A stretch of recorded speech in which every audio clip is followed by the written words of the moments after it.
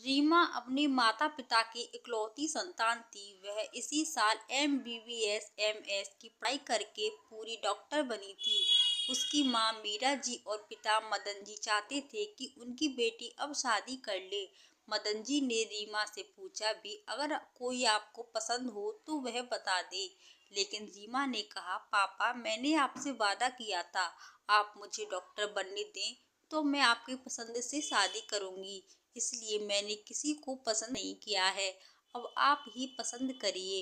मदन जी ने अपने रिश्तेदारों से कहा वह रीमा के लिए कहीं अच्छा सा रिश्ता बताएं और वह खुद भी रीमा के लिए लड़का ढूंढने लगे। मदन जी मध्यम वर्गीय थे, इसलिए उन्होंने एक रिश्ता भी उसी कैटेगरी में खोजा। कुछ दिनों बाद रीमा को देखने के लिए लड़के वाले आए। लड़के के साथ उसकी माँ, पिताजी, बहन और उसके जीजाजी थे। समीर अपने माता पिता का इकलौता बेटा था। उसके घर वाले उसको डॉक्टर बनाए थे, इसलिए वह चाहते थे हमको अच्छा खासा दहेज मिले। समीर भी एक डॉक्टर था, वह भी दहेज का लालच था। उसकी सोच रीमा से बिल्कुल अलग थी। जहाँ रीमा आज के जमाने को अपना रही थी, वही समीर रूढ़िवादी था और दहेज को अपना हक समझता था। दोनों परिवारों से कुछ अप्रत्याशित बातें हुई और समीर रीमा और एक कमरे में बात करने के लिए भेज दिया। समीर और रीमा ने एक दूसरे से बातें करने लगे। रीमा ने कहा, देखिए मैं भी डॉक्टर हूँ और आप भी। जितना आपके घर वालों ने आपकी पढ़ाई लिखाई का किया है, उतना ही मेरे घर वालों ने भी। फिर दहेज की तो कोई बात ही नहीं होनी चाहिए। रही बात शादी के खर्चे की, तो आप भी आज के जमाने के हैं और हम भी, तो दोनों परिवार मिलकर उठा लेंगे। आप भी अपने माता पिता के अकेले हैं और मैं भी, तो जैसे मैं आपके परिवारों को अपनाऊंगी वैसे ही आप मेरे परिवार को। इतना सुनते ही समीर भड़क गया और बोला, मेरे माँ बाप ने मुझे इसलिए डॉक्टर नहीं बनाया है कि मैं सुरक्षाप लड़की से शादी कर लूं। इतना खर्च किया है उन्होंने मेरी पढ़ाई पर, इतना भी ना मिले तो फिर बेकार है शादी करना। मैं तुमसे शादी नहीं करूंगा। रीमा ने कहा, शुक्रिया आपका समीर जी। अच्छा हुआ आपकी असलियत अभी ही सामने आ गई, वरना बाद में मेरा क्या होता। रही बात डॉक्टर की, तो यह मत भूलिए मैं भी एक डॉक्टर हूँ और मेरी पढ़ाई पर भी उतना ही खर्चा लग रहा है। मिस्टर समीर, आप क्या तोड़ेंगे इस शादी को? मैं खुद ही आपसे शादी नहीं करना चाहती हूँ। रीमा ने कहा, दहेज लोगे क्या, भरोगे क्या? समीर और रीमा दोनों बाहर आए। दोनों के चेहरे और भाव भाव को देखकर लग रहा था दोनों इस शादी के लिए तैयार नहीं है।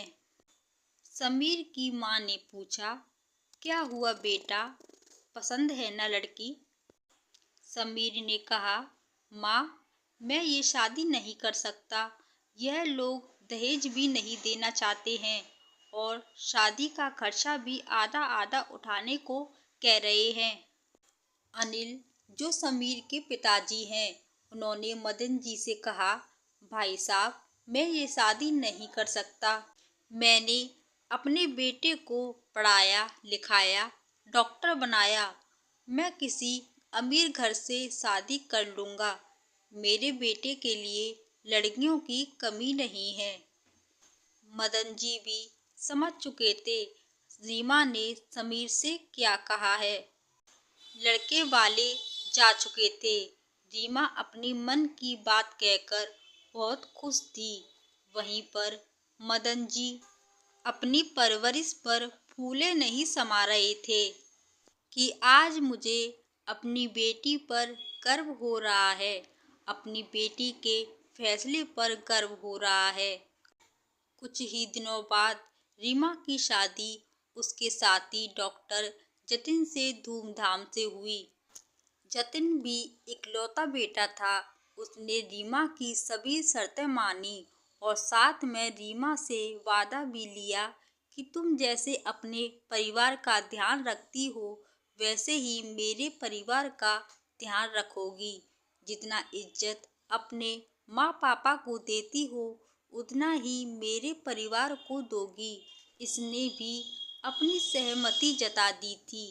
जतिन के माँ पापा फूले नहीं समा रहे थे कि चांद जैसी बहू के रूप में बेटी पाकर, और वहीं पर मदन जी और मीरा जी भी प्रफुल्लित हो रहे थे हीरे जैसे दामाद के रूप में बेटे को पाकर। दोस्तों, हमारे समाज में दहेज प्रथा एक कानूनन अपराध है, फिर भी लोग दहेज लेने से नहीं चूकते हैं। दहेज पर अपना हक समझते हैं। कुछ जगहों पर इसका विरोध हुआ तो बंद भी हो गया, लेकिन कुछ जगहों पर अभी भी है। मेरा मानना है यह प्रथा बंद होनी चाहिए। हर जगह पर इसकी वजह से कितने घर बर्बाद हो गए, कितनी शादियां विफल हो गईं, कितनी बेटियां जलाई गईं, कितने माँ बाप बिक गए, और वहीं पर कितने माँ बाप सदमा बर्दाश्त ना कर सके और दुनिया भी छोड़कर चले गए। आपको ये हमारी वीडियो कैसी लगी कमेंट में ज़रूर बताएं। इस वीडियो को लाइक कीजिए, सब्सक्राइब कीजिए। नमस्कार।